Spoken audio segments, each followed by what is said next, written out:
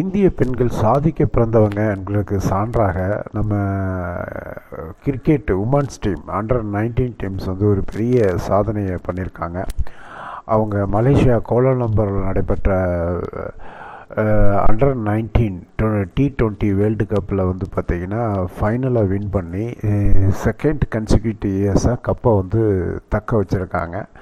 இதுவே ஒரு மிகப்பெரிய சான்று. இந்திய பெண்கள் அனைவருமே சாதிக்க பிறந்தவர்கள் என்று இந்த செய்தி வந்து பரவலாக யார்லையாலையும் பேசப்படலை, பெருசாக அப்ரிசியேஷன் பண்ணப்படலை. ஆனால் வந்து பார்த்திங்கன்னா இது ஒரு மிகப்பெரிய சாதனை தான். இந்த சாதனையை வந்து யாரும் பெருசாக மீடியாஸோ பேப்பர்ஸோ யாருமே பெருசாக ஃபோக்கஸ் பேட் பண்ண சவுத் ஆப்பிரிக்கன்ஸு கிட்டத்தட்ட வந்து பார்த்திங்கன்னா ஒரு 82 ரன்லேயே அவங்க டோட்டலாக 20 ஓவரில் மொத்தமாக சுருட்டிட்டாங்க. இதில் வந்து பெஸ்ட் பவுலிங் வந்து பார்த்திங்கன்னா கொங்கடி திரிஷா 4 ஓவருக்கு 3 விக்கெட்டு எடுத்திருக்காங்க.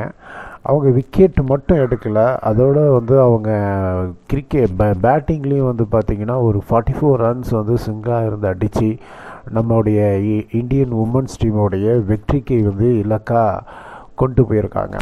ஸோ இது மிகப்பெரிய வெற்றி அப்படின்னு நம்ம சொல்லலாம். இதே ஒரு மென் டீம் பார்க்கும்போது உமன் டீமுக்கான அந்த ரெக்கக்னிஷன் இன்னும் கிடைக்கல அப்படிங்கிறது வந்து நமக்கு நல்லா தெரியுது.